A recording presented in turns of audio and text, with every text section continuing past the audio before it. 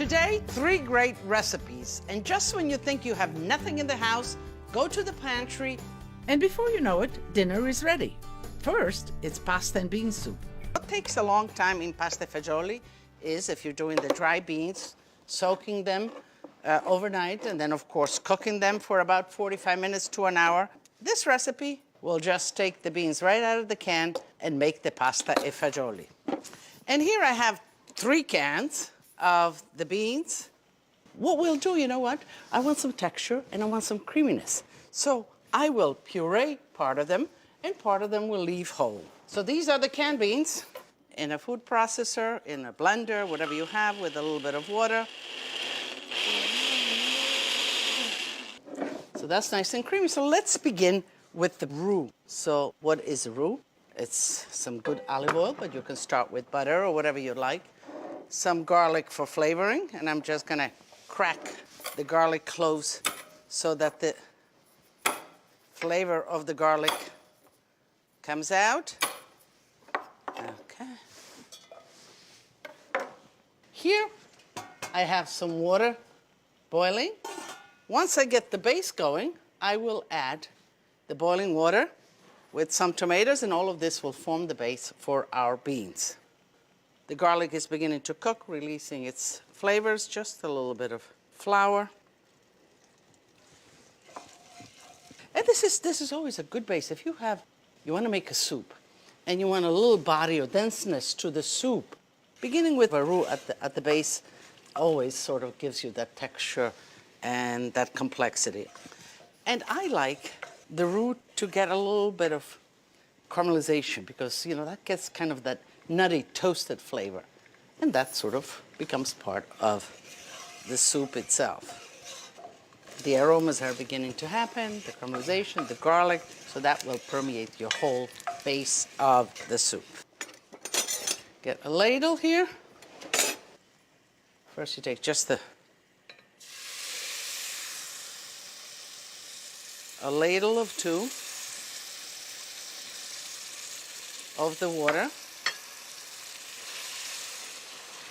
and you sort of break up the roux into a creaminess. You can see how nice and creamy it gets. That's the base of the soup. But when we add a lot of liquid, it sort of dissipate and it'll become thin, but still will be quite good. So let's put the water in.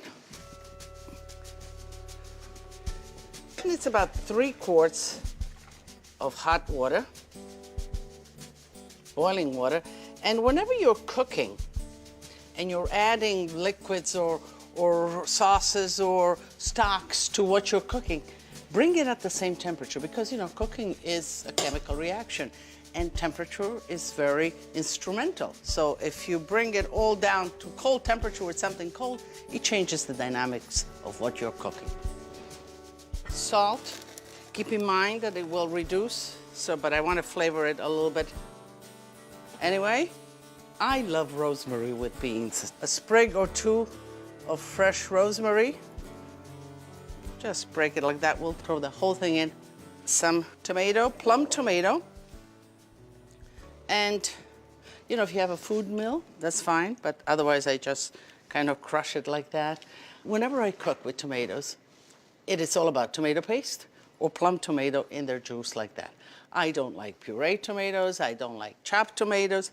I don't like those because I don't know what I'm getting. Here I can see what I'm getting, and you can even taste, you know. It's a good habit to get into when you open a can of tomato, because a lot of you ask me, says, okay, what's the best tomatoes? What's the best tomatoes? Well, you know, taste it. Taste it. So what should you taste? A nice acidity, a clean tomato taste, a sweetness underneath, and no bitterness, none of that kind of metallic taste. Nice, fresh tomato taste. We'll put that right in there. Now, as far as spiciness, you can go 2 ways. You can go with the fresh ground pepper at the end, or a little peperoncino right now, which I don't mind. Let's add the pureed beans.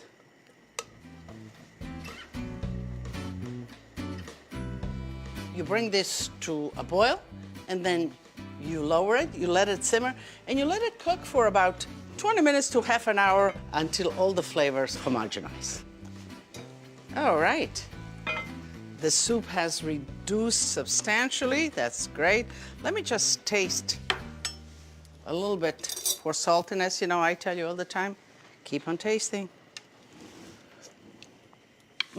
Really good. Okay, at this point, let's put the ditalini. Ditalini, you know, ditale means thimble in Italian, and so these are little thimbles. And, you know, the pasta grows substantially, so let's see how much I need, because we also need to get some beans in here as well. Okay, that looks good. Now, you always put the pasta just before you're ready to serve. You know, it's going to take about 12 minutes, and then we're going to be ready. And if you do not serve it then, the pasta continues to get bigger and softer and mushier. Another alternative to that is that you cook your pasta separately in a little salted water. You drain it, and then you add it just before serving. But I like it cooked in the soup itself. And of course, we have the beans, the canned beans that were left over. And we, of course, you know, they're cooked in the can, so we don't want to overcook them as well. We add them in the last minute, so let this cook. Let's simmer away. You know, there's nothing better than a good piece of grilled bread with a good soup. Fettunta, a greasy slice of toasted bread. Let's get some good bread. Here I have some whole wheat, and I think that's great. You can do whole wheat, regular bread, whatever you'd like, or whatever you have. So when you grill bread, you know, the tendency is always, first cutting it, then oiling it, and then grilling it. That's wrong. Because if you put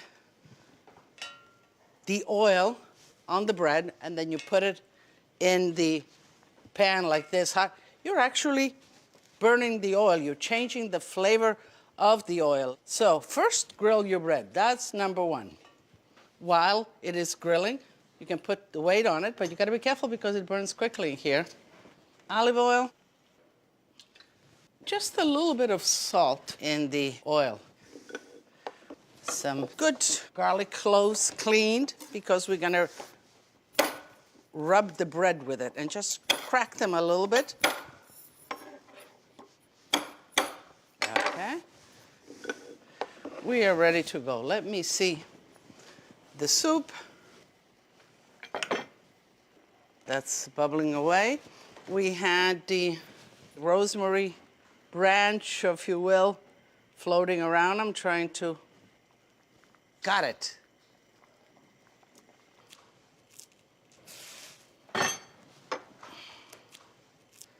Okay, this bread looks really good and done, so let me just...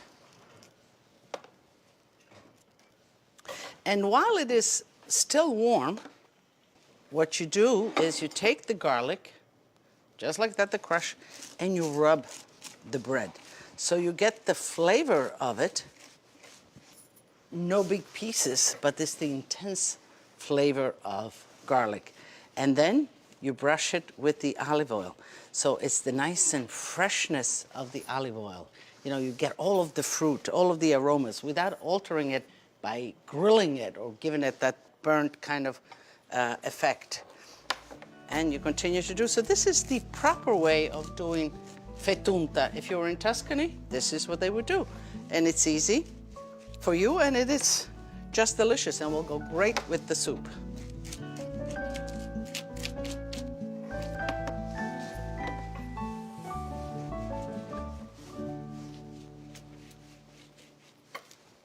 So let's check on the soup. Should be done. Actually, I'm ready to taste it for you. Okay, just enough. You see the ratio of liquid to the beans and to the pasta. I kind of like it like this. I like my soup a little soupy. But you know what? If you don't, then you can add a little more pasta. You can cook the basic soup a little longer. And so let me get a nice ladleful and taste for you.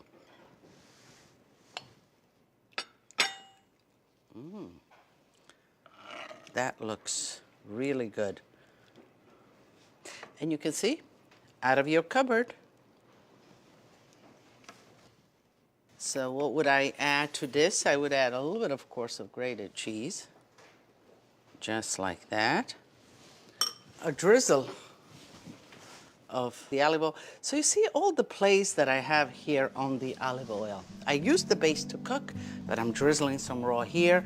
I put some raw on the toasted bread, really appreciating the essence and the flavors. And this is how you capture it.